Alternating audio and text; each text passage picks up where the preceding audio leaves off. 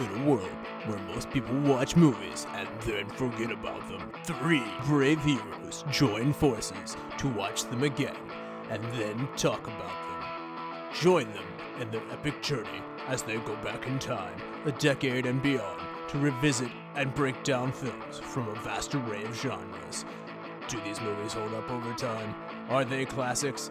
Find out on Retro Movie Roundtable. Starring your hosts, Brian Fry, John Flack, and Russell Guest.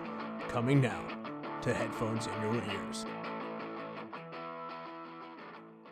Welcome all you lords, ladies, and knights of the Retro Movie Roundtable. Welcome to the show where we watch movies, then talk about them. I'm your host, Russell Guest, and joining me today is one of my favorite movie watchers, Mary Guest, my wife. Mary, how are you doing? I'm great. Thanks for having me today. She's up from a nap. Fresh off of a nap, so she's ready to go. Thank you for announcing that to power the world. Nap. Yes, that's right. And another fun thing is we have a great guest who I'm excited on the show with us today. Good friend from the land of West Virginia, Dustin Smith. Dustin, how are you doing? I'm doing great, man. I'm just happy to have a chance to talk. First time on a podcast, I take it, right? Yeah, it's first time. Well, it's time for the podcasting world to get to know you and at the deepest level and really understand who you are and everything you stand for. And these 3 questions will probably do that. You ready? I'm ready. All right. As if people at home don't know, Dustin is a father, and your son is now how old? He's almost 2. He's 21 months. And you've got yet another on the way. Is this true? That is true. We're about halfway there with our first girl. So, what is the first movie that you're excited to show your children when they get a little bit older? Not necessarily a G-rated Disney movie, but like you're going to have to wait a little bit, but you're really excited to show it to them. What is that first movie you can't wait to show them? Well, I definitely want to show them the Lord of the Rings trilogy. I mean, definitely start with the first one, but they're going to have to be a little bit older to be able to have patience. That's something they're struggling to learn right now. Well, at least my son is. My daughter might have that naturally gift of patience. I don't know. That'll be remain to be seen. It's twice the length of a regular movie, so yeah, they'll definitely have to have the attention span. Are you gonna go? You're gonna go. You're not gonna go through The Hobbit first, right? You're just gonna go straight into the original trilogy. Yeah. Well, that's kind of how I watched it. I started with Lord of the Rings, and I watched The Hobbit, so kind of introduce them that way. Okay. Yeah. Go chronologically how they came out. So what is the first movie theater memory you have? Man, the earliest one I can really remember, I'm sure there was other ones, but it's the Super Mario Brothers movie, which was, looking back, wasn't that great of a movie, but at the time, I was just a young kid and I enjoyed it a lot. I think it's a classic. I don't know. I mean, what's better than 2 plumbers saving a princess? So. Yeah. And then, what is your favorite villain acting performance? Probably Javier Bardem. I don't know if I'm saying that right or not. From No Country for Old Men. I mean, he's a pretty classic villain there. Oh, yeah, that's a great choice for villain. Yeah, I guess that's a really, really tough one, but I kind of always liked Glenn Close's portrayal of Cruella de Vil. 101 Dalmatian movie wasn't necessarily the best movie in the world, but I enjoy her performance in that. So after I thought about it, interesting. Kind of props to her for bringing this sort of animated villain to life. Bardem was a great pick. He was actually also a really good villain in the Skyfall movies. Yeah, he's got a knack for it, and that was a good choice there on the 101 Dalmatians, Glenn Close. I haven't seen that movie forever, but that I remember her from that more than anything else. Yeah, me too. I think that was the kind of thing that could have gone wrong really badly, but she just pulled it off somehow. I'm going to go with the Margaret Hamilton, though, from The Wizard of Oz, Wicked Witch of the West. Classic. Yeah. She thoroughly scared me when I was a kid. I think she's made a lot of children cry over the years. That's a good point. Yeah. She's pretty mean. I mean, she's going to get her and her little dog, too.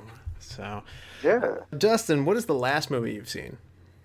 It's probably Creed 2. And it was good. I liked it. It's not as good as the first one, in my opinion, but it was good. I have not seen Creed or Creed 2. How do they stack up compared to the Rocky series, or are they just kind of their own thing? No, it's a Rocky movie. You got a Rocky. It delivers what you expect. Let me put it like that. But the first one, there was more emotions to it. The second one, the second Creed movie, though, there was a part he has his first daughter. Not giving the plot away or anything like that. But he has his first daughter, and it gets pretty emotional with me having a daughter, and I don't know. You just have to watch it. Absolutely. So today, what movie are we going to watch today, Dustin? Pan's Labyrinth. All right. That's right. Pan's Labyrinth comes out in the year 2006. It grosses $37.6 million, placing it 82nd in the box office. Pretty impressive given that this is not an American movie. In fact, this is in subtitles. It's in Spanish. The movie that placed ahead of it was Last Holiday with Queen Latifah, and the movie that placed behind it was The Nativity Story. IMDb gives this an 8.2. Rotten Tomatoes, the critics give it a 95%. They love it. And the audience score is a 91%. So really big reviews from IMDb and Rotten Tomatoes. And that's not all the accolades that it got. It got awards for the Oscars. It got Best Makeup, Best Cinematography, and Best Art Direction. And it was also nominated for Best Original Score, Best Foreign Language Film, and Best Original Screenplay. It also won a Golden Globe for Best Foreign Language Film. And it won a BAFTA for Best Film Not in English, Best Costume Design, and Best Makeup and Hair. It got 3 Goya Awards and 8 nominations, and it got 7 Ariel Awards and 11 nominations for that. So this movie was awarded heavily all over the world. Let's get together and figure out what your background on this was. Had you seen it before? What were your thoughts coming in? Mary, why don't you take this one first? Okay, I actually had the pleasure of seeing this movie in the limited release prior to it being released in all theaters. So my friend just said one day, "Oh, I want to go see this movie this evening. It's only going to be at 9:00 on Friday, and will be the last chance to see it." Based on the movie cover alone, with Ophelia in front of the tree, it's a beautiful art. I said, absolutely. And so we went with her husband and to the theater, packed theater, could barely find a seat, and had just an amazing movie experience, knowing nothing about the movie going into it. And I was really pleased when it got released, a full release in all theaters in the U.S., maybe about a month later. So that was pretty exciting because I think it's the only time I've seen a pre-screening type of thing. How very hipster. You saw it before it was cool. I saw it before it was cool. Yeah. Somehow other people knew about it too because it was a packed theater. Okay, so that's interesting. Word got around somehow. Yeah. Dustin, how about you, man? What was your first experience with this movie? I saw it on Blu-ray probably around 2009, something like that. And, it's the same type of experience that I didn't really know what to expect going in. Like, the artwork looked awesome, give it a chance. Why not? I think it was around the time Hellboy. I don't know if it's the same time Hellboy came out, but it was the same type of animatronics and things like that with the creatures. I don't know, it looked pretty cool. So I gave it a chance and really enjoyed it. Interesting. So did you watch that one? Did anybody give you a recommendation on that one, or did this just you stumbled on it? Just kind of stumbled on it. Perfect. And you were right. He actually made Hellboy 2 years prior to this. So. Okay. Cool. Yeah. And for me, this is my first time doing this movie. So I watched it twice before this podcast, and I didn't know what to expect going in. I thought this might be a little bit brighter in tone. I knew it was kind of a fantasy, fairy tale, so to speak. But this was a lot more violent than I expected, and I also did not expect the World War II timeline. There was a lot of stuff happening in World War II Spain that I didn't expect. So I got a lot that I didn't expect, and I really liked. Very pleased. Even though Mary had seen it, she kind of shielded me from knowing too much going in. So yeah, I was trying not to spoil anything for you. She knows I'm very spoiler adverse. Like, I just want to know whether I should see it or not, and the less I know, the better. Yeah, you don't want to ruin anything. You want to have that first time experience, It's true.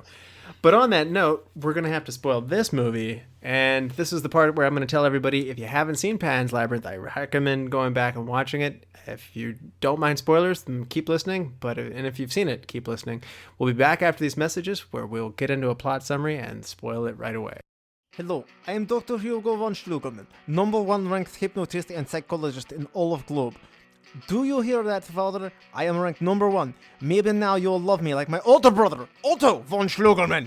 Mr. Fancy Pants and his 3 Nobel Prizes. Calm down, Hugo. Calm down. Anyway, I am here to help you. I want you to relax. Good. Now you're getting very tired. And when I snap my fingers, you are now under my suggestion. You will now blink your eyes, and that means I have full control of your thoughts. You will do anything I say.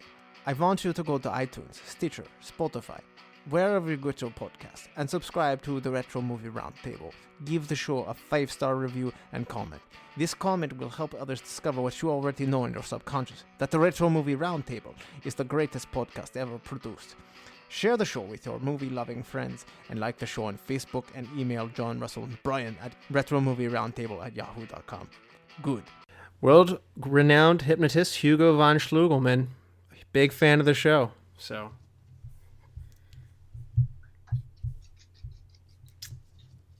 Dustin, why don't you take us off on a plot summary and remind people who haven't seen Pan's Labyrinth lately what happens in it? Pan's Labyrinth, like you said, takes place in World War II era in Spain, and there's like a civil war going on. And Ophelia, who's kind of like, plays with your mind, she's kind of in between a fairy tale and real life. In real life, I guess her father died and her mother remarried to a captain on the fascist side of the Spanish army. So she's kind of adjusting to that, and as she's adjusting to that, she's kind of learning who she is in this fairy tale also, who is a princess of the underworld. And the idea behind it, where she's a princess in the underworld, but she made her way back out of the underworld up to the earth, and the light blinded her eyes and erased her memory, and then she died. So Ophelia is kind of the reincarnation of the princess Moana, I believe is how it's pronounced. Mm-hmm. And she ends up meeting a faun that's from the underworld that's he ends up giving her 3 different tests to prove that she is the true princess. And she has to complete these tasks in order to regain her throne, so to say, in the underworld and become immortal. And as all this is going on, she's also dealing with the real-life issues of a sadistic father-in-law, and her mom is sick, carrying the baby of the captain that she's married to now. And as a viewer, you're trying to decide the whole time whether it's real or what's real.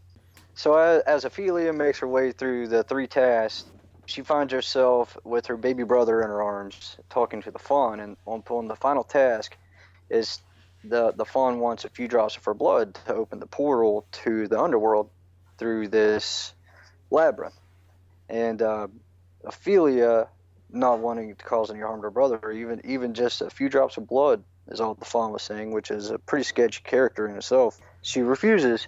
And by refusing, her father-in-law, the sadistic captain, he finds her and takes the baby brother back. I guess it's his rightful son, and shoots Ophelia. And as she lies there dying, and her blood drips into the portal maze of the labyrinth, and yeah, I guess the portal, correct. She's smiling as she's dying, and it's because it shows, like in the fairy tale part, that she's regaining her throne in the underworld. I don't know, that's just kind of where it makes you question what's really happening. Like, is this a sad story, or is this a triumphant story? Is she truly regaining the throne because this was the last test and she passed because she chose to sacrifice herself for her brother? Or is she just dying and that's it? Is she dead? And it's sad because the 11-year-old girl got shot and died. It makes you question. What was your take on that one? Let's go straight into the end then, since you finished on that. And by the way, good job on refreshing people. But what was your take on the end, Dustin? You know what? I'm not gonna lie to you. I've seen this movie twice. The first time I saw it, I really felt that it was the fairy tale, that, you know, that it was a happy ending, that she was regaining her throne, that she made the right choices, and all of that. And then the second time I watched it, I was just kind of sad. I just felt like that, you know, as a child, that's what she was wanting to believe, and that she just lied there and died. You know, it's sad. So did you feel like the visions were an afterlife kind of? Or maybe a euphoria. You know, maybe as she lied there bleeding out, she was losing oxygen in her blood, you know, and struggling to breathe. So maybe she had a euphoria of thinking that was real. You know, I don't know. It makes you guess either way. I guess you can flip a coin. Yeah, I think Del Toro kind of wanted you to think about that. I think he was really clever to give you a little bit of pieces of doubt. I kind of liked how he, there was that one moment, you know, as Vandal follows her into the labyrinth, and he sees her talking to the fawn, and the fawn's not there, and Del Toro talks a little bit about that specific nugget that he put in there, and what that meant when he did his director's comments, and he kind of put it in there to show that Vandal couldn't see the fawn, but that he meant that the fawn was actually there. I the first time I watched it, I kind of felt like, oh, this is fine. She's reaching the she's going into this other realm, and then they cut the scene in such a way that then you go back to seeing her bleeding again. And then I took it the first time as like, whoa, I don't think she's making it out of this, and I think that this is kind of like maybe like an afterlife kind of vision kind of thing. And then the next time I thought about it, then my second pass through, it sat better with me because I thought to myself, you know, maybe her soul is what's really part of the underground realm, and that she's left this body behind because they kept talking about how they were immortals down below, and this human form that she's in, you know, doesn't really need to transition to that realm down there. And we do see her in her ruby red shoes coming in to sit on the throne with her parents, and apparently her dad's old enough to be like her great grandfather. Yeah, I think he's been around a while as the Lord of the Underworld. That's true. Yeah, I think one thing that made me believe more in that she really went back to the underworld is because that happened when her blood dripped on the statue.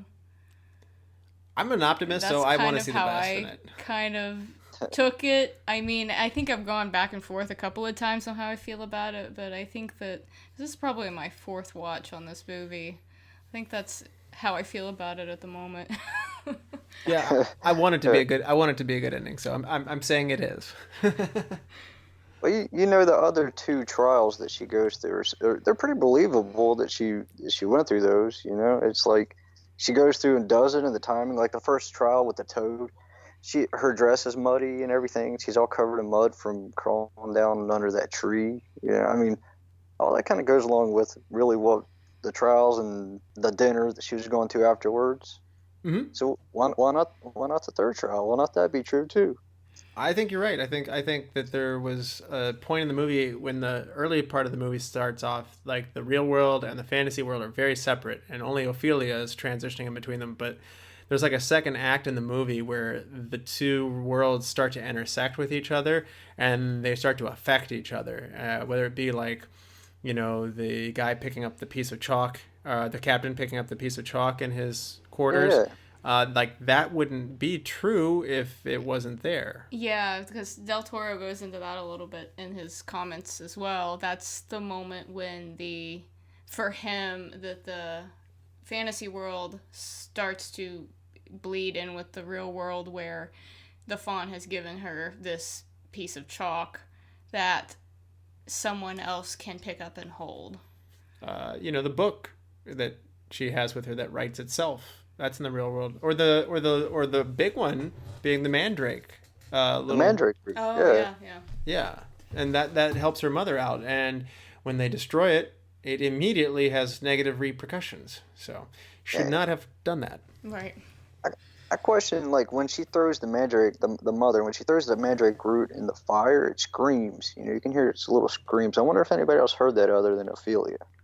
I'd like to think so, but it's hard to say. It's a good point because later in the movie we do see that Vidal does not see the fawn, which really threw me off because everything else has been intersecting with this realm. Right. I think that's one of those pieces of doubt that makes us question the whole thing.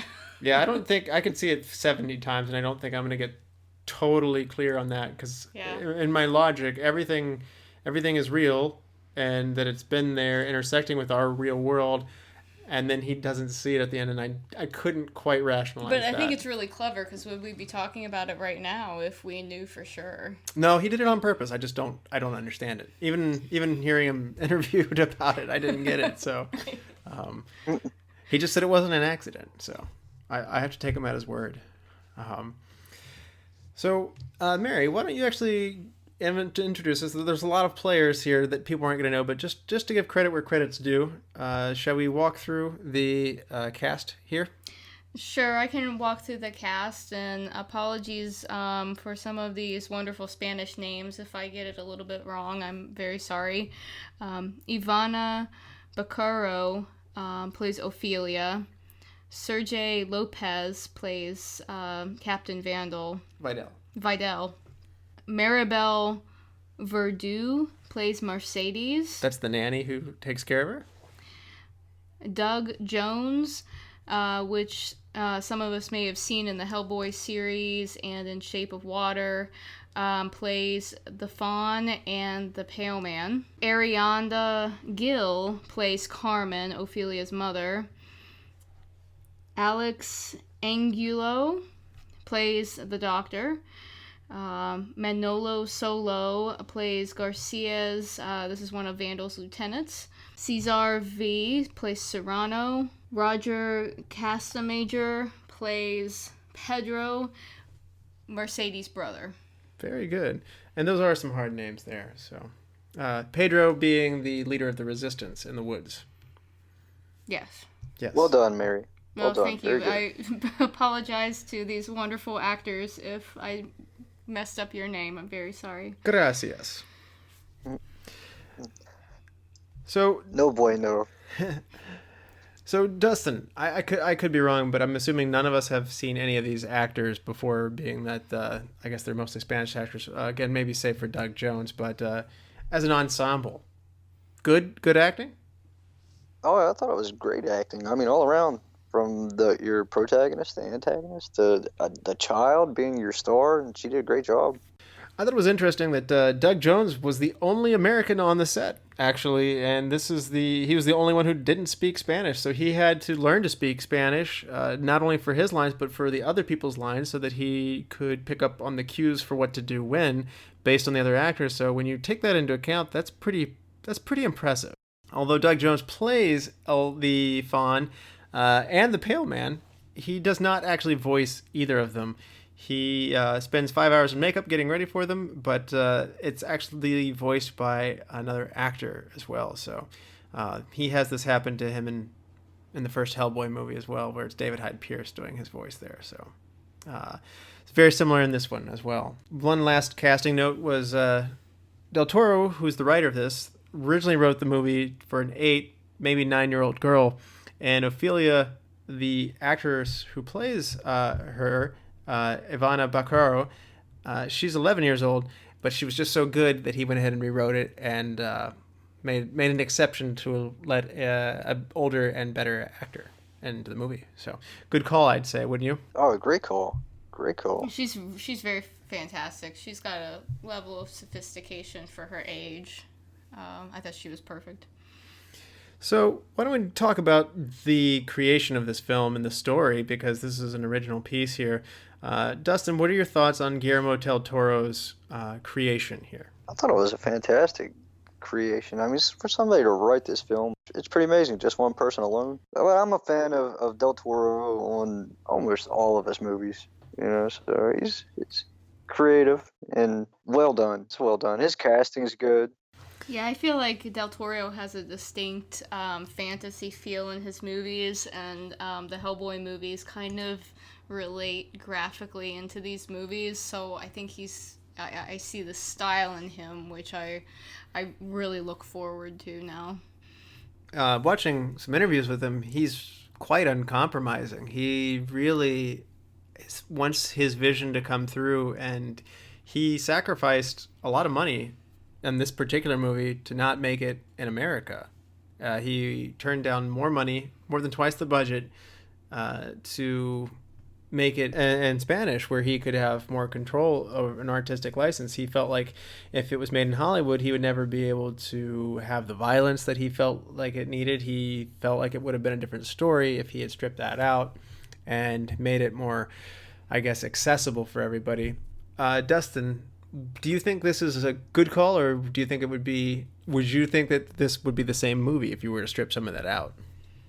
Oh no, I think it was a great call because, granted, with a smaller budget, he still made a lot of money internationally on this movie. So he made his vision. He made the right call, and I mean, I wouldn't change anything about the film. And I think less budget, probably same profit. Good call. Yeah, Mary, what are your thoughts on Del Toro as a writer? Because he has written in every one of the projects that he's been on. He's a writer, with the exception of Blade 2. I really enjoy how this story unfolds. Each plot turn is kind of driven by the instructions she gets from the Fawn, and I think that's a really beautiful fairy tale-like way to construct a story. And I also like how within that story you have these things happening in the fantasy realm, but you have things that are in parallel sequence happening in the real world which relate to each other. So it became just such a beautiful unfolding of events. Yeah, and as mentioned, he did The Shape of Water, Pacific Rim, Hellboy 2, the first Hellboy movie, Blade 2, Devil's Backbone, which is actually the sister movie of this. I'd really like to see that now that he talked about how it was kind of the precursor to this movie. So I feel like I want to go back in his library and watch that movie. I've never even heard of that. I hadn't either. It comes out in 2001, so it's 5 years prior to Pan's Labyrinth, but it also takes place in the Spanish Civil War and during World War II. And it is more of a ghost story than a fairy tale, but it is kind of its mate and an extension of this movie, which I also would crave to go back and see it. So maybe someday in the future we can all do The Devil's Backbone together. Maybe so. But Dustin, of these movies that I just listed off, Shape of Water, Pacific Rim, Hellboy, Pan's Labyrinth, Blade 2, these kinds of movies, where does this movie, Pan's Labyrinth, rank for you in there? And do you see any similarities in terms of the visual style that he brings to these? A little bit, yeah, definitely a little bit in the visual style. I would say it ranks in the top three. I like Pacific Rim, the first one, a lot. That's just a great movie. I could watch that a lot. But definitely the top three, maybe the top two. It's probably the second, right behind Pacific Rim. Unfortunately, I haven't seen The Shape of Water yet, and I really am looking forward to that one, especially since the stars Doug Jones, and he was so fantastic in this movie. Man, I haven't seen that one either. Yeah, I have to admit, after watching Pan's Labyrinth, it's more than whet my appetite. I don't want to watch all of his movies. I want to watch The Devil's Backbone pretty bad. Like, that's the next one I want to see, but then I also do want to see Shape of Water. But I'm being a superhero fan, and I am a big fan of comics and stuff like that. Hellboy 2 and the Golden Army is still, like, I love it. Yeah, it's great. You know, it's disappointing, though, that they recasted, what's the guy that played Hellboy originally? Oh, Ron Perlman? Yes, Ron Perlman. David Harbour's cool and all, but Ron Perlman's the man. I am also sad to see it recast, and I'd like to. I wish Del Toro and Perlman would come back and do it again. I mean, he's got so much prosthetics on and the animation to make him look like Hellboy. Even if he's gotten a little bit older, I'd buy him as Hellboy still. I'm gonna see the next Hellboy movie, but I really am worried that's not gonna feel like a Hellboy movie to me if it's not Del Toro. Yeah. So, but I'll give it a chance. Yeah. As we mentioned, after the first week in movie theaters in Mexico plays, they had to put signs out that reminded people that this is a very graphically violent movie and that small children should not see it despite its fairy tale type nature. As a parent, Dustin, what age do you think a kid has to be able to ingest Pan's Labyrinth? Because I think it's deserving of the R rating, wouldn't you say? Oh, certainly. It certainly is. I mean, you don't get the curse words or anything, but it's violent. There's blood. There's very adult situations. Proper age, 16 maybe. Yeah, I was thinking 15. Yeah. That's about where I was. Yeah, I'm thinking a middle schooler might not be able to handle some of the scenes. Miscarriage scene necessarily. in particular. That would be very, very rough to watch, yeah. Yeah. And also the cheek slice. Whew. Oh, yeah. Oh, Mercedes she's cool, man. She's probably my favorite character in the whole movie. I wish you would have kept going. I know. I was like... Stop. I was You like, could have ended it. keep going. Go for the eyeballs. I mean... Yeah. I know it's just a little paring knife, but I mean... Yeah, but seeing that movie, and I think that I was sitting in a movie theater full of people who didn't know what to expect. Everyone gasped. I mean, no one, when Mercedes cut his cheek, I'm pretty sure everyone in the theater stopped breathing. I feel like it's another one of those outtakes from like how Heath Ledger is in The Dark Knight, who said, you know, how I got these scars. Mercedes cut my cheek open with a kitchen knife.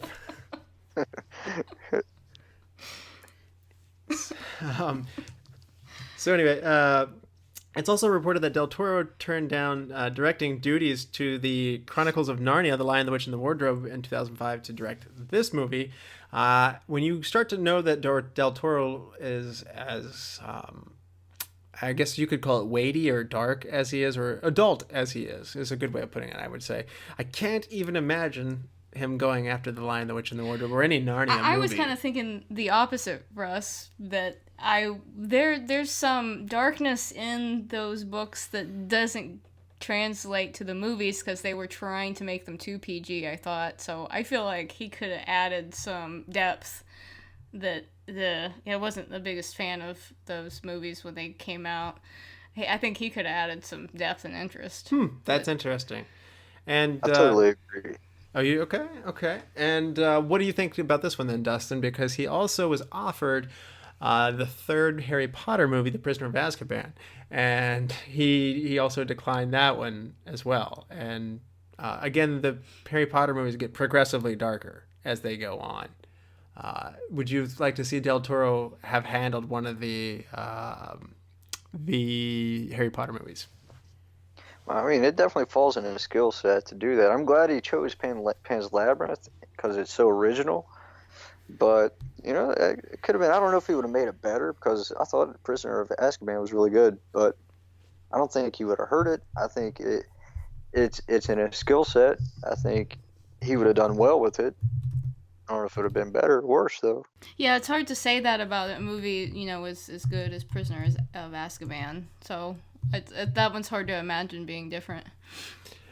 Well, I mean, he said if he was going to do one, he probably would have wanted to do the first one because he was not particularly happy with Chris Columbus's version of it. He said the first book has a lot of darkness in it, and that doesn't come through with the movie version of it. And so he felt like that he would have liked to have seen that vision that J.K. Rowling had brought more literally through there. He thought the orphan story, losing his parents and being with the Dursleys was such a traumatic experience, and he felt like he would have brought more weight and I guess, again, more of that adult nature to it. So the first one's so magical. I guess I am kind of a sucker for the bright, happy story. So, and he is not one to deliver that. So, but fun story though, the Alfonso Cuarón, the guy who directed The Prisoner of Azkaban, he is one of the producers and co-creators on this movie, Pan's Labyrinth. And so Del Toro and Cuarón have worked together a fair bit, and Del Toro talks about Cuarón being somebody who is more interested in the light, the levity, the happiness, and somebody who would be more suited for something like Harry Potter. And he said he does not take interest in that. He is interested in the darkness and in the violence, and he just feels like there's more interest there as a writer and as a creator. So, but the two of them go way back, and I thought this was kind of fun. He said they go back to when they were, I guess, teenagers and stuff like that. And he said, when you meet a friend when you're 15, it there's a little part of you that when you stay friends for a long time, you'll always remain a little bit of 15 years old. And so I love that saying. And unfortunately, John and Brian aren't here today, but I can say that it's true. Anytime you get back together, there's a little part of me that's 13 years old still. And so. everyone talks like South Park characters for like 3 hours. Hey, he's pretty sweet. It's true. That's good stuff. It's true. South Park came out like when we were 12 years old and the perfect age to get it. So we were all hooked right away. And so yes, we all talk that way, and we all know when we're quoting it. We all quote things constantly, and nobody knows what we're talking about. So, so what you mentioned the poster, Mary, for this movie. Talk about that a little bit, because there's an interesting. It's kind of reproductive, isn't it? The symbolism of ovaries and fallopian tubes is kind of throughout the movie, and that's definitely very present in the tree. And that's also similar to the fawn's horns. So when you start to actually break it down and look for it in the movie, that symbolism is everywhere. And you know, it's the image is Ophelia. I don't know if you've seen the movie poster. Ophelia actually walking toward the tree that has that reproductive shape, and that's part of, you know, her entering symbolically this process of rebirthing her soul into her intended form of the princess.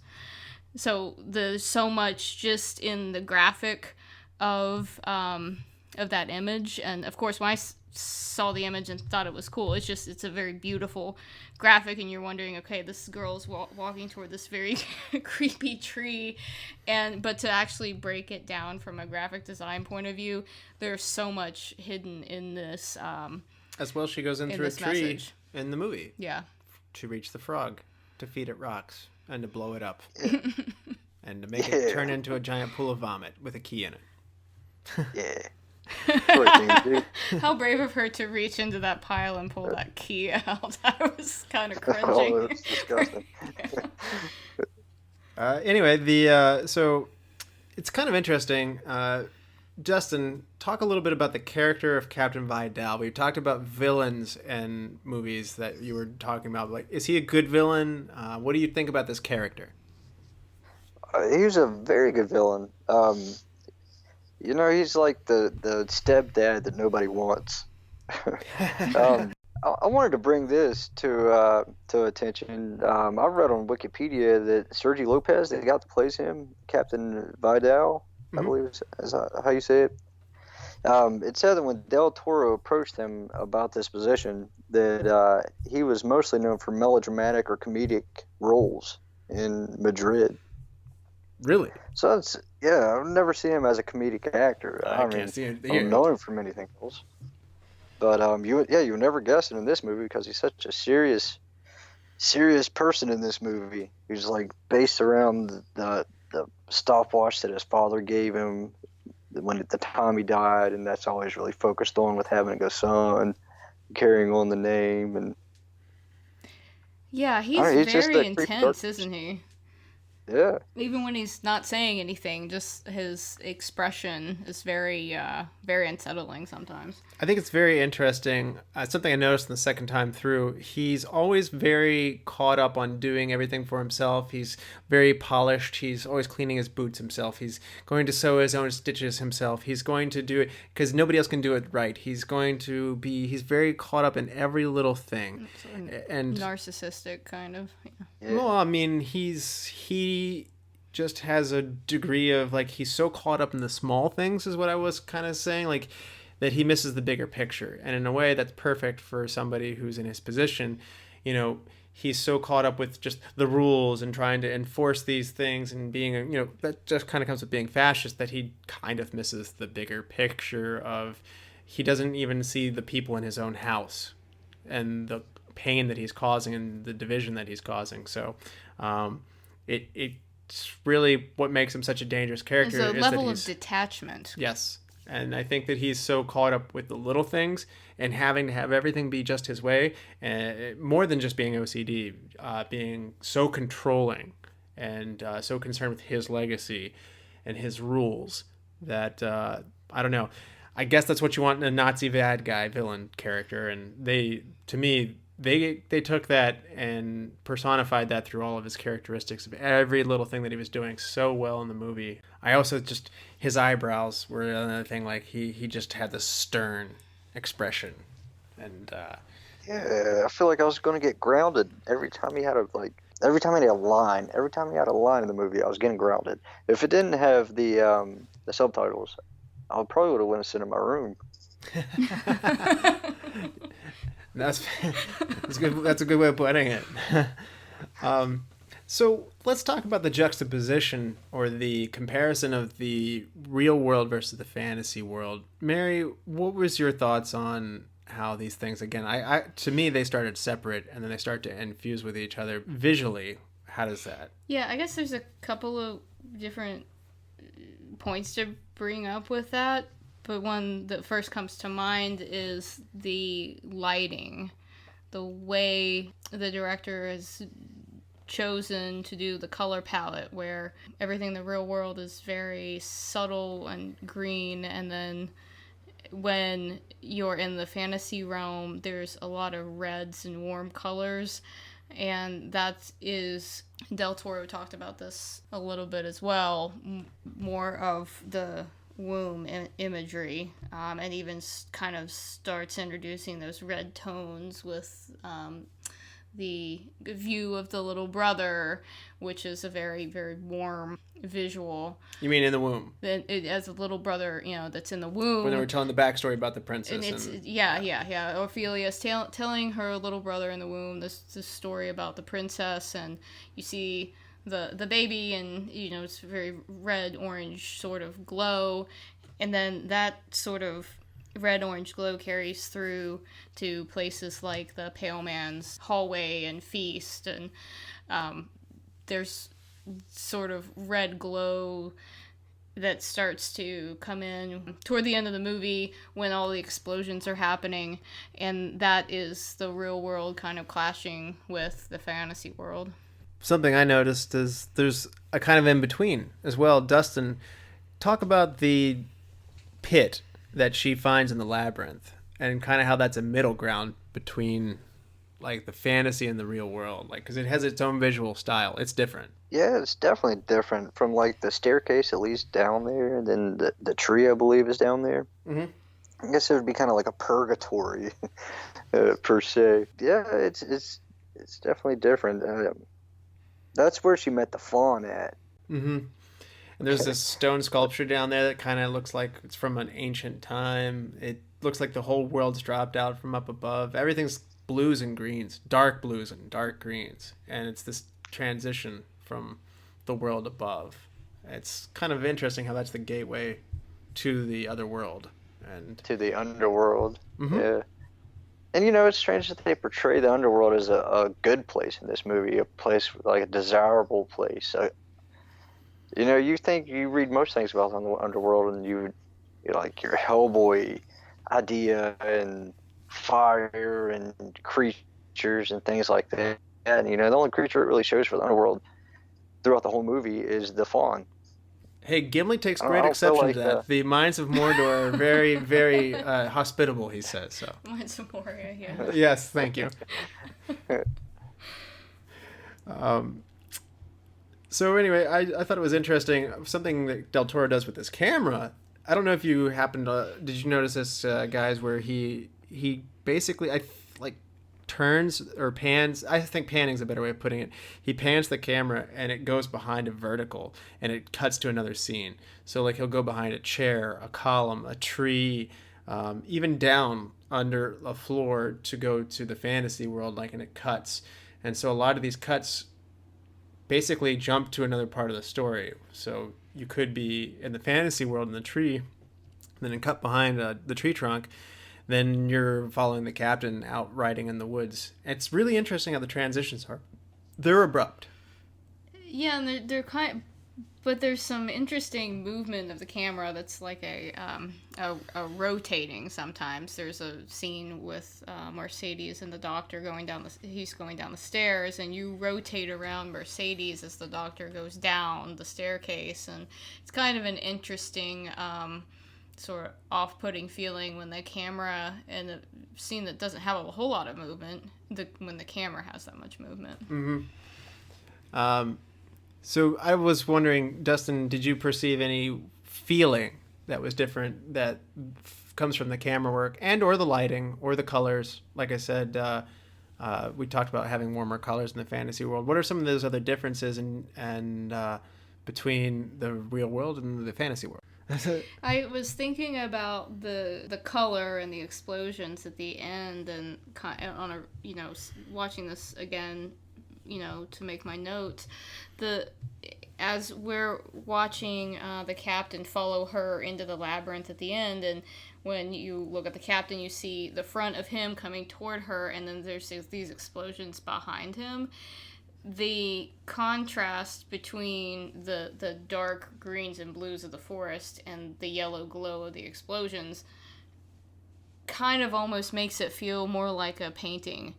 And I kind of felt there were some of those shots, if you were to just click pause, it might feel like it was a piece of artwork rather than rather than something that was on camera.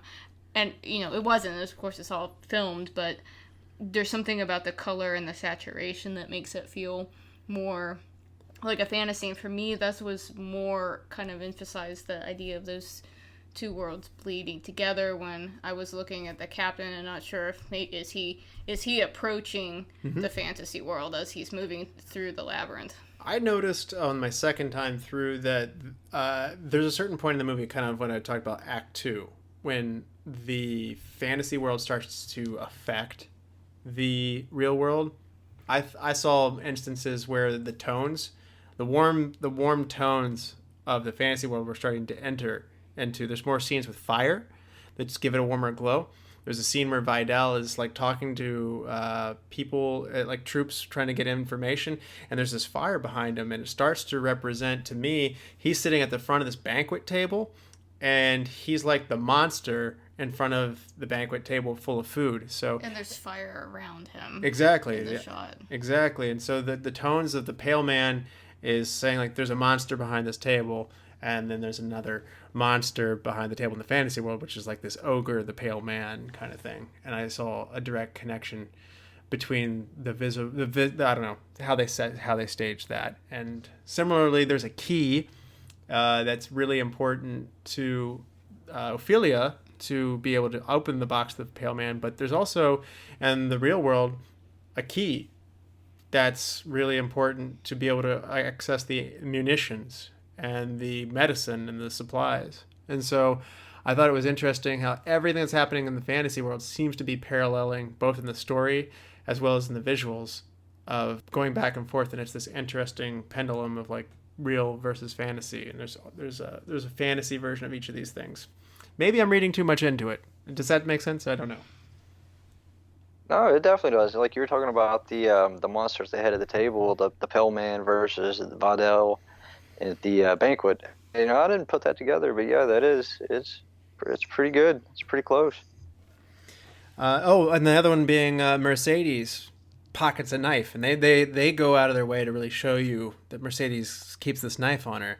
Again, that's a big moment where she can stand up to Vidal with that knife, but Ophelia also has to get a knife from the Pale Man because that's part of the ritual, and that's like part of her second trial. So it's just an interesting rhythm, I would say, that's established between, like, there's something in the fantasy world, there's something in the fake world. And so I would venture to say if you watch this more, you would start to see more of those parallels between the two realities. So I'd say you're right. It was kind of interesting. I thought she's actually not very good at accomplishing her missions I know who eats the grapes in front of the Pale Man. Why? Why? It just doesn't seem like a good idea. No, she doesn't. She doesn't give her brother over for the blood. She doesn't. Really, the only one that she succeeds in any shape or form really is the first mission. So she gets to go back in a way. I guess they said that they were testing her. No, she succeeded in the last mission because that was the test for her to not give her brother up. Yeah. Okay. Yeah, so that's fair. Yeah. And Okay. you know, in the second mission, the second test, the fairy is telling her to put the key in the one lock, and she says no to the fairy and puts it in another lock. Obviously, she chose correctly, but you know what made her? You know why say no to the fairy and choose the other one? How did she know that? I don't know. You know, that's crazy. He Del Toro in the commentary on the DVD was saying that he thought it was important that she take the grapes. I can't speak to the lock as much, but he was saying that it was important that she took the grapes. For one, she was denied dinner the night before, so she is like starving, like literally. She's hungry. Yeah, she's hungry. And for two, part of her character is based in courageous disobedience in the face of, this authoritarian regime, and so the fascists that are there are basically commanding you to follow the rules. And so she is brave to stand up and to think for herself. And that's part of what gets her into the fantasy realm at the end, as Mary pointed out. You were right to remind me that that was the test to make sure that you stood up for what was right. Yeah, I think it was a test of leadership, kind of, and that served her well in most cases, but that sort of defiance to take the grapes, maybe not the best idea, but... It's true, the Pale Man did try to eat her. Yeah, and I think I remember Del Toro saying something about that was also when she picked the left key, the box, instead of the middle one, that was also showing that defiance in her, that she strong-willed and she goes with her gut, whether or not that's what she's being told to do. And it takes courage. I don't know about you, Dustin, but I wouldn't have. I would have backed out of the first case. I would have been like, "I'm out of this tree, man. I'm not. You know what? I'll just go back home and hang out with my mom." I don't know. She's a brave girl. It's just a I liked terrifying place under the tree. I liked it more after I heard Del Toro say that.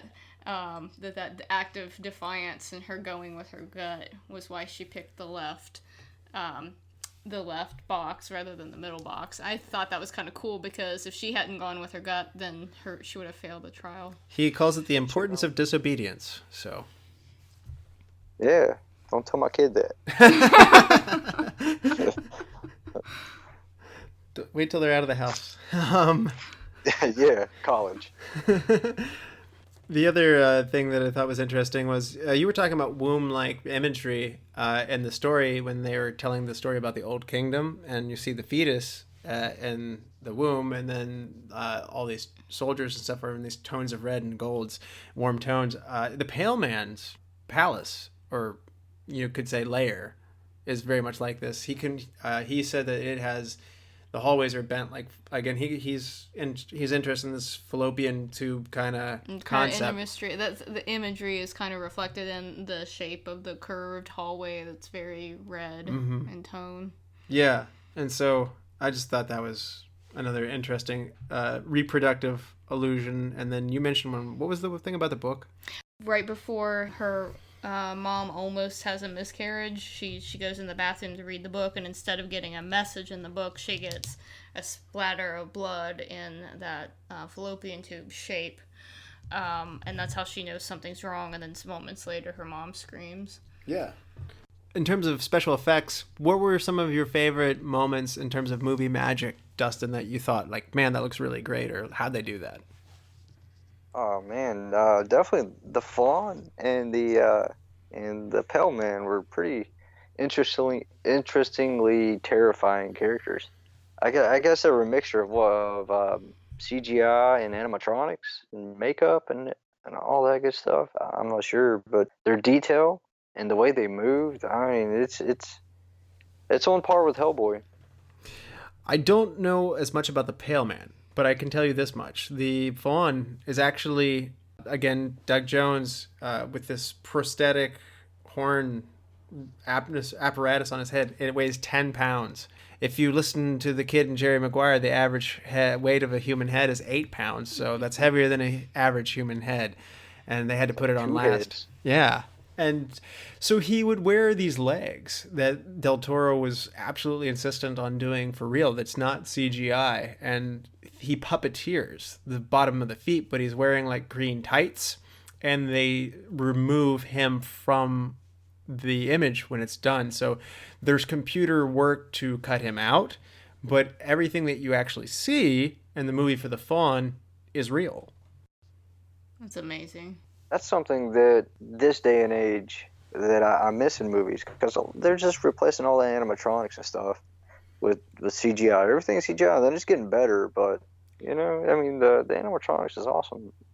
I guess I'm a purist. I like when there's actually a physical object on the set. Some movies like Return of the Jedi feel much more real to me than movies that are made now where it's all computer generated. Yeah. I'm with you. The Pale Man was just terrifying. The very premise of putting your eyeballs into your hands and then just the saggy skin on it and how white it was. And it was human in some ways, but just not human in other ways. Great costume design on that. I'm with you. One funny thing that was interesting. Did you remember how they talked about how they couldn't have any fire or explosions, but they needed them for the set, and how they handled some of those?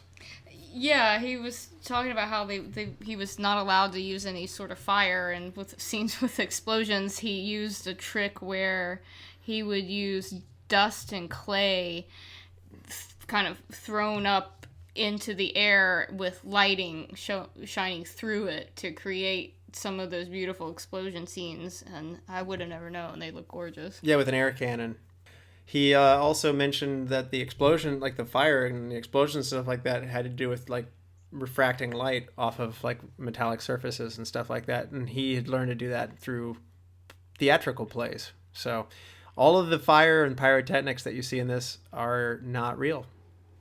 Or they're lighting, I should say. They're real. They're not computerized, but they're not actual flames because they were shooting near a preserve. Like you couldn't go into like a national forest. Like you couldn't go into Yellowstone National Park and set a fire. So yeah, that wouldn't be a very good idea.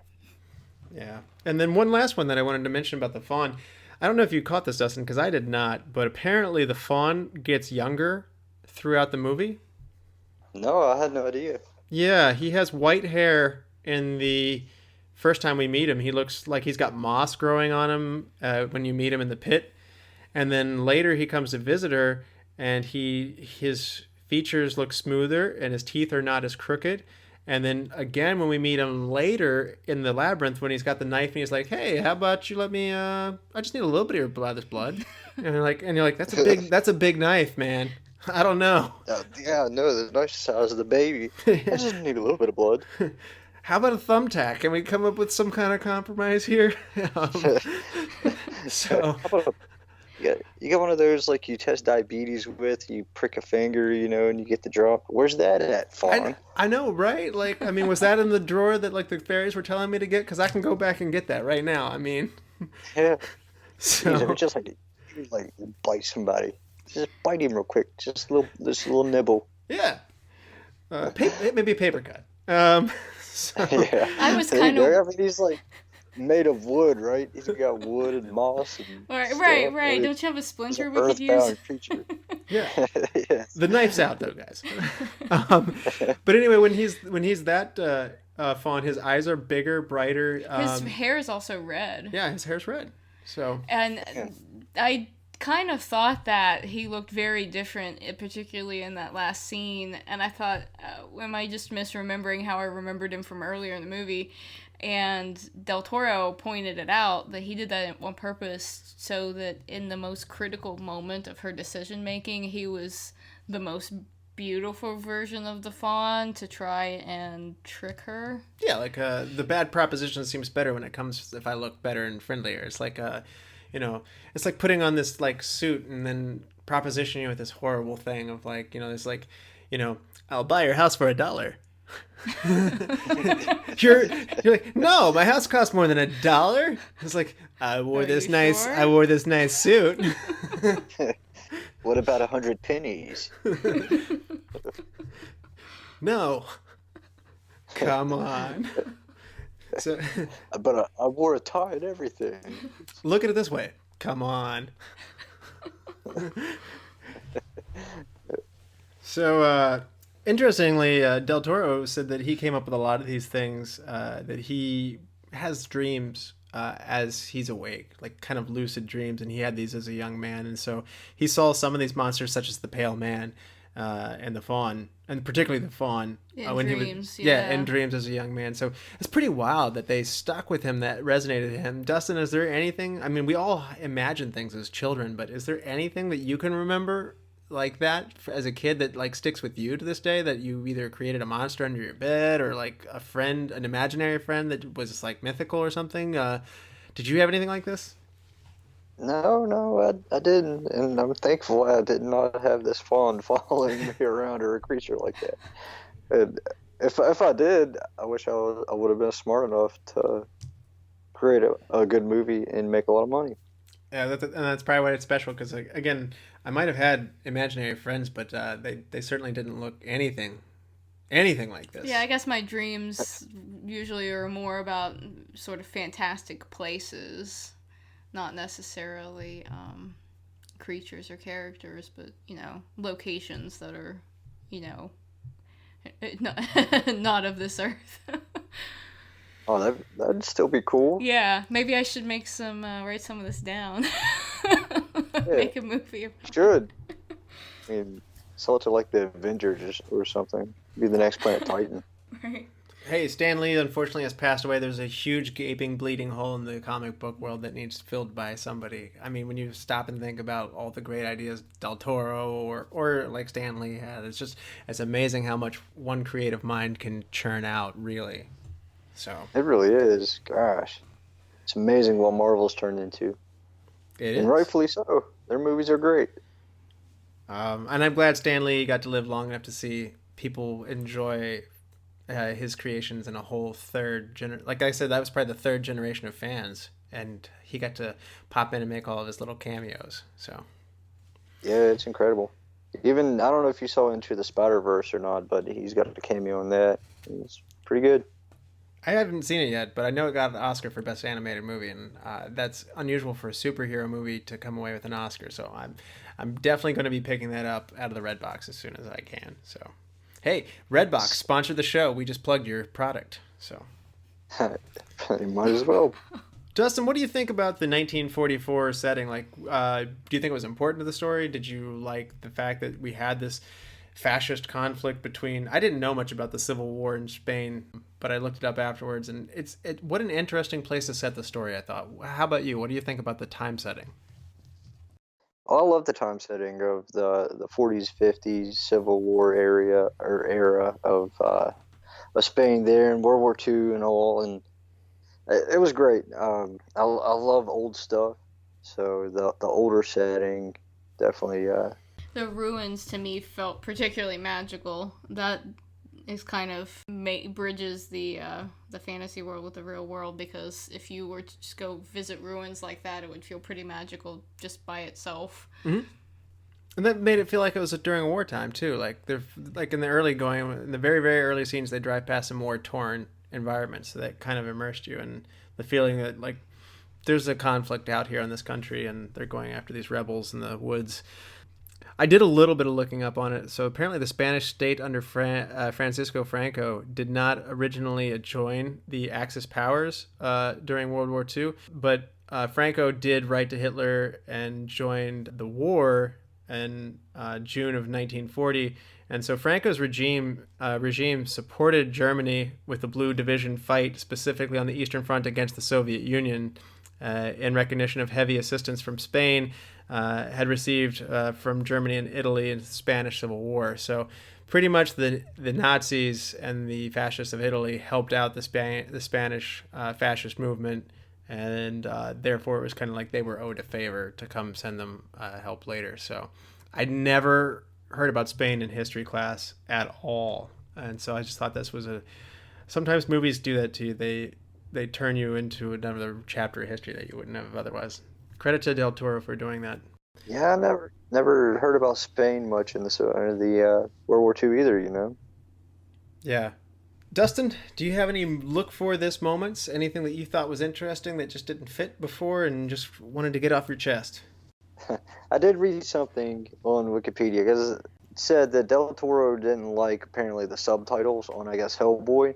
Or no, I'm sorry, not Hellboy. What was the prequel called? The Devil's Backbone? Mm-hmm. Yes. Yeah, he didn't like the subtitles. So I guess he said it was for people who want the story told to them or something like that. Mm-hmm. But he wanted to be more personalized, the subtitles of Pan's Labyrinth, so he actually wrote the subtitles for this movie itself. Interesting. So I found that interesting. That is cool. That's congruent with what I heard too. He said that he doesn't like lots of dialogue and he prefers to show you as a director. And I don't know about you, Dustin, but I do not normally get excited for movies that have subtitles in it. And I somehow didn't find this one as much of a chore to watch with subtitles. Oh, definitely, man. Yeah, I don't make it a habit of watching movies with subtitles, but there's some of the most memorable movies I've seen have you watching subtitles. And you don't remember reading the movie, you just remember the awesome stuff that happens. That's a good point. That's how it was for me on this one anyway. Mary, look for this. I think it was really interesting, and I had hearing Del Toro talk about it, confirmed it. The fairy was a prototype from the Hellboy movies, and I'm not sure which movie I saw first. Maybe I actually probably saw Pan's Labyrinth before I ever saw Hellboy. But you can see how this fairy reminds me just a little bit of the Tooth Fairies in Hellboy, which are more creepy. Yeah, those were nasty. But I could almost imagine this little fairy transforming again and becoming the Hellboy Tooth Fairy. Like, this is the pretty version and this is the real version. Yeah, I see that connection for sure. My look for this moment is going to be Stephen King actually attended the screening of the film and sat next to Guillermo del Toro. And in that, del Toro said that he saw Stephen King getting uncomfortable, gripping in his chair and kind of clenching and squirming when the pale man is chasing Ophelia in the hallway. And this made del Toro exceedingly happy to scare the master of frights. And he said that this is this reaction of seeing Stephen King is it is right on par with him winning an Oscar.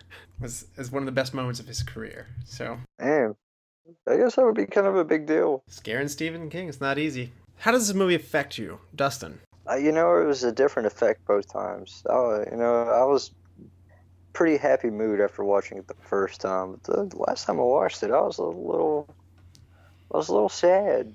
I'm not gonna lie. I think he likes that conflict that you have. I think if you watch it a third time, you might have a whole nother way of taking it potentially. So, yeah, and I plan on doing so. Mary, how does this movie affect you?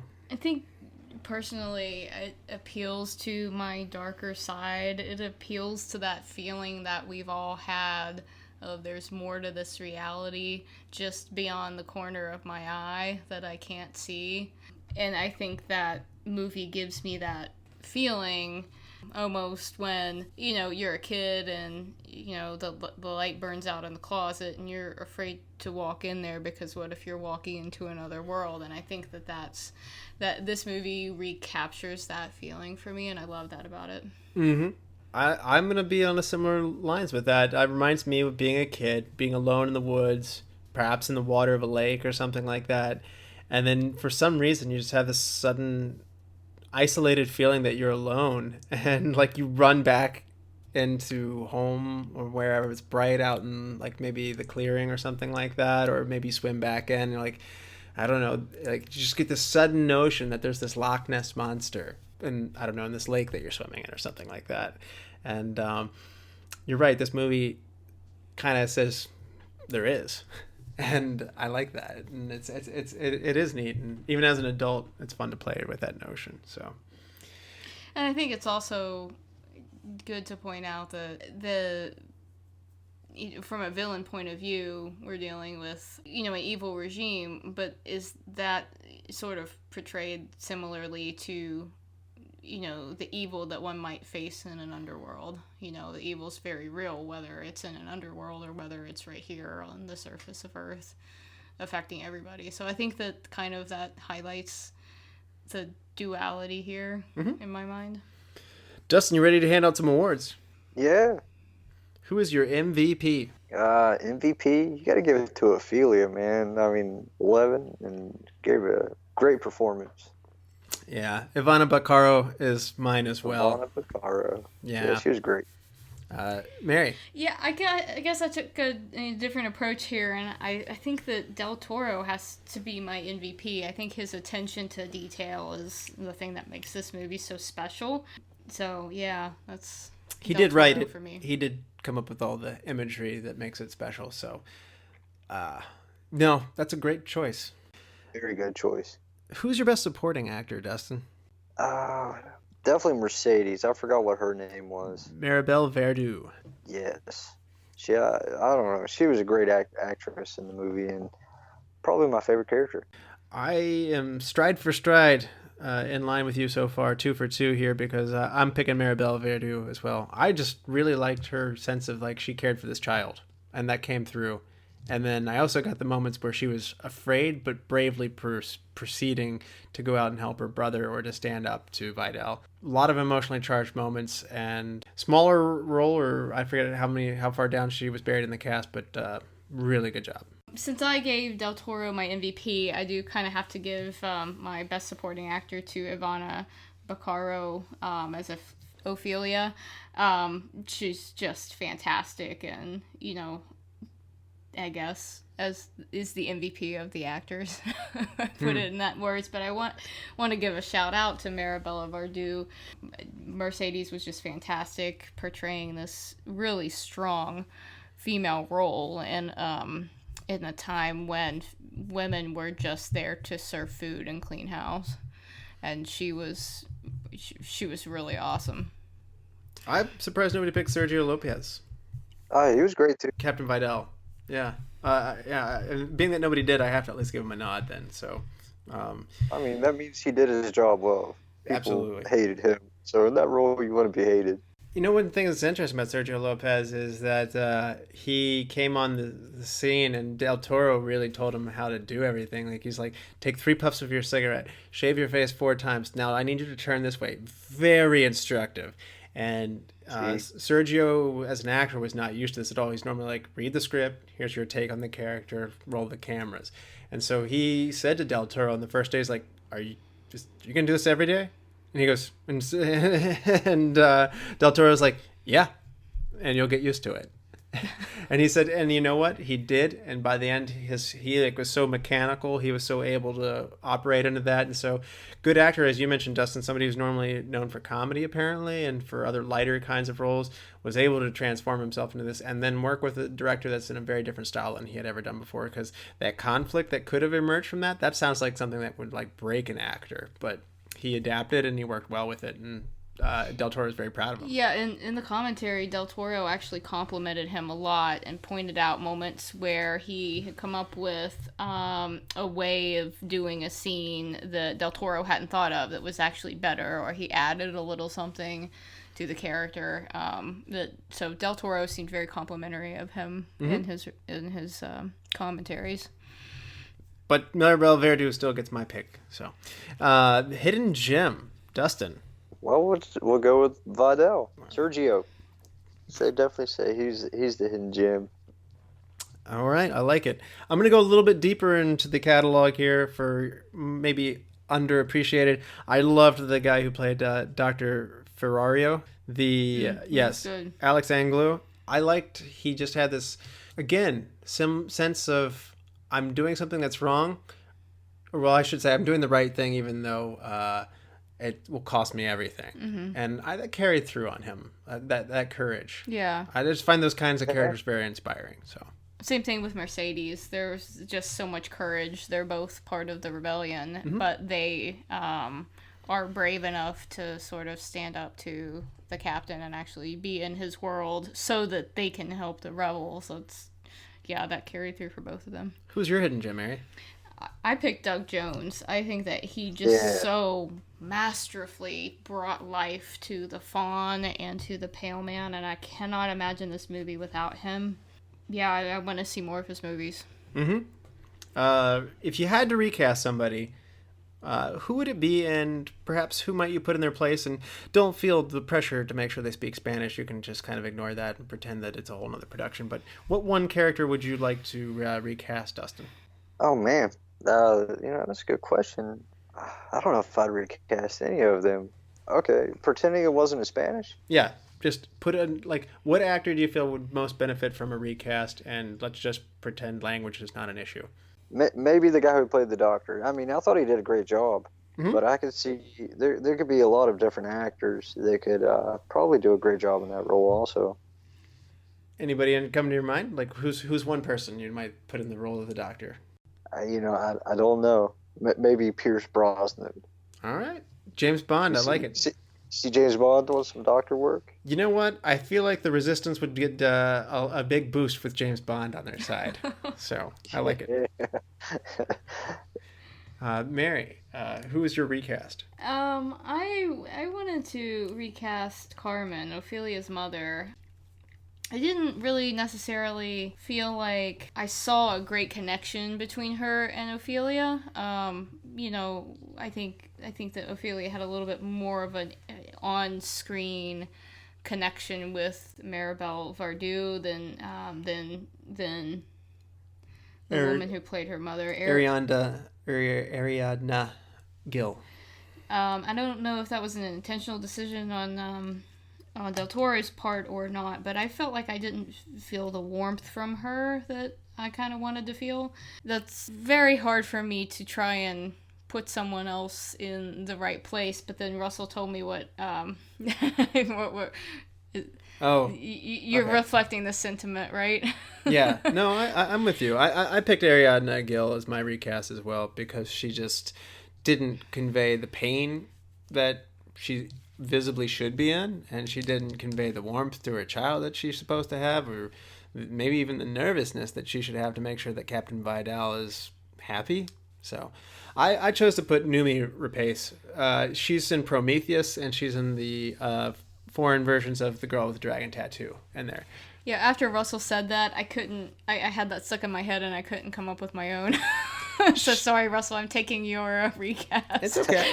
Maybe it's a distressed pregnancy from Prometheus that put her into my mind, because she's in Prometheus and she's got an alien inside of her at one point. So we see a distressed pregnancy in that movie as well. But she's just a tough lady, and this woman's a survivor. Her husband's dead, and she's for the good of her child, she's sucking it up and marrying this fascist dude just so that they can eat and survive. And I didn't get survivor off of this character. I think Noomi would do that for me. So yeah, I agree. She is a survivor. That's true. I can see maybe like Ashley Judd in that role. Mm-hmm. I like that one too. Oh yeah, that sounds great. Yeah, somebody with a little bit of toughness. Yeah. Best scene. What is your favorite scene, Dustin? Well, one of my favorite scenes, other than of course Mercedes going gangster, is at the end after Captain Vidal's walking out. He's got the baby in his hands, his son, and he's meeting the rebels, and he hands the baby to Mercedes and asks her to make sure he knows what time his father died. And Mercedes' reply was that the child will never know his name. And then her brother shoots him dead. I mean, that was a cool scene. She didn't get, he didn't have time to respond back or argue or anything. It was just that, and boom, you're done. Yeah, she didn't even have to think about how she was not going to do that. Yeah. Fast forward to that kid asking, later, it's like, who's my dad? Like, oh crap, I should have come up with something. His name was Groucho. Yeah. Pierce Brosnan. Yeah. It's like the scene from How I Met Your Mother where Barney's mother tells him that Bob Barker was his dad, and so he watches the... Price is wrong, bitch. So, Mary, what was your favorite scene? That sequence when the fairy first guides Ophelia through the labyrinth and down to meet the faun, that was so magical. When I saw that, I had no idea what kind of movie I was getting into, and it was just like, wow, this is we're in a fantasy land, and that sticks with me. Well, I hope I didn't show my cards too much, but I like the scene with the pale man coming awake and popping those eyeballs in and chasing after Ophelia and putting his hands on his forehead so that he can see. And it's just so good. And I'm gripping my seat too. And the door starts to close on her. It's one of the most tense moments of the movie for me. And there are a lot of tense moments. And so I'm going to go with the pale man interaction. That is definitely an adrenaline-inducing scene. Yeah. Dustin, what's your best shot or what's your best image of the movie? Best shot, best image. You know, Ophelia crawling underneath that tree was a pretty cool image. Pretty cool shot. Because it's just gross and gritty and she's like digging in deep. Bugs crawling on her. Yeah. Oh, gross. Mary, what's your best shot? What are you putting on the back of the box if you're creating the back of the box? Oh, well, on the back of the box, I wouldn't change the front of the box, that's for sure. That's really hard to pick. There's so many beautiful shots here. I did like toward the end of the movie when you're seeing, I mentioned the scene before, where you're seeing the glowing yellow light from the explosions behind the captain as he's approaching and chasing after Ophelia, and something about that scene makes it seem like we're now in the fantasy realm, and I think that has to do with the lighting, the coloration, the intensity, the music. I think that sort of, I could make a still frame of that, and that could be just a wonderful shot with that yellow glow behind him. Another tense moment. My best shot's going to be, again, similar to the scene that I just said of when she draws the chalk door, and then it opens up, and there's this big room on the other side of it, and she looks in. That's my best scene. It's just a magical moment. I think that's one I loved a lot too, and I loved the fact that you're in the hallway, you're looking back at Ophelia crouching in the little door, and you can see the attic through the little door, and the floor of the attic is 6 feet higher than the floor of the hallway. And it's just this beautiful moment of Del Toro using architectural space to convey this bizarre relationship between the fantasy world and the real world. That's right. Dustin, if you had to change one thing, if you're Guillermo del Toro, what one thing are you going to change in this movie? Maybe change the fact that it was only a limited release in the United States. Okay. That counts, yeah. Means a lot of stuff going well in the movie, for sure. Mary, what is your change one thing? I would like to have seen when Ophelia goes and her soul returns to her kingdom, I would have preferred had her mother been Mercedes. And the reason I feel like that is I feel like Ophelia had a very strong connection with that character, but I also feel like wouldn't it have been beautiful if Mercedes had been there, living there for centuries, waiting for Ophelia to return. That if she was also continuing to reincarnate. And I know that might change the plot a little bit. Yeah, at first I said no, but the more you're saying it, I think I like it. Yeah, that's interesting. So yeah, that's my change one thing. My change one thing is going to be the toad, or it's a frog. The frog and the tree. I feel like we got this really awesome faun. We got the awesome pale man. And when I went back and looked at it the second time, it's a big frog. And it's out of scale and it's unexpected. But wouldn't it be cool if Del Toro had another really neat dream as a kid and and had another really interesting creature for us to interact with? So yeah, maybe it wasn't a normal frog. Maybe it would have some... Yeah, maybe a frog spider or something like that. Or like, a squid frog. I don't know. Like, I need something more than just a frog. I expected it to be bigger. I mean, when they first talked about it, this frog that lived under the tree, like it was big, but it was like a Great Dane toad. And the fairy, too, that turns in from a bug into a fairy. Like, that's a pretty cool transition. So I just want one more really neat creature, and the frog didn't do it for me. Oh, or maybe if the frog transformed into something else. Yeah, other than a pile of vomit. Yeah. Ooh, yeah. I mean, that was a cool transformation and all, you know. It was cool. It did look good. Best quote, Dustin. I'll probably just have to repeat the one that I talked about at the end of the movie. The Mercedes quote there, your son will never know your name. That's a great one. Good call. Mary, best quote. I like the moment when Ophelia asks Mercedes, do you believe in fairies? And she replies, no, but when I was a little girl I did. I believed in a lot of things that I don't believe in anymore. And I think maybe that quote's another one of those one of the reasons I kind of thought of that. Well, maybe if Mercedes had been from the underworld, maybe that would have liked that. A little hint of it there. For me, I'm going to go in. Captain Vidal sets this up, and he says, you could have obeyed me to the doctor who he shot. And he says, right before shooting him. Vidal says, you could have obeyed me. And the doctor says, but Captain, to obey just like that, for obedience sake, with no questioning, that's something that only people like you can do. And that's a good one. I really love that line. And I don't know, that speaks to my personality because I have a tendency to backtalk and to not take the rules for what they are. So I identify heavily with that, but also it's a heroic moment. So love that scene. Guys, it's time to give our final rating on this one. Dustin, 5-star scale. What do you rate Pan's Labyrinth? I give it a 4. I really enjoyed it. It's a great rating. I'm with you on that one. I'm also going to... Man, we are just so in stride for this one. You nailed so many of the things that I said right before I did. So I'm a 4 as well. I wasn't trying to take anything from you, man. And that's okay, man. The thunder's all yours. You're the guest star on this one. So, Mary. I'm going to give this one a 5. Okay, interesting. So this one checked all the boxes. It checked all the boxes of what I'm looking for in a movie. Yeah. Well, that sounds awesome. And maybe we'll come up with another great movie next week. Are you ready to help me figure out what movie we're going to look at next week? Sure. Next week, we're going to get some swashbuckling. There's been a request from our viewers to get some swordplay. And you ready for some swordplay movies? That sounds fun. Option 1. The Three Musketeers from 1993.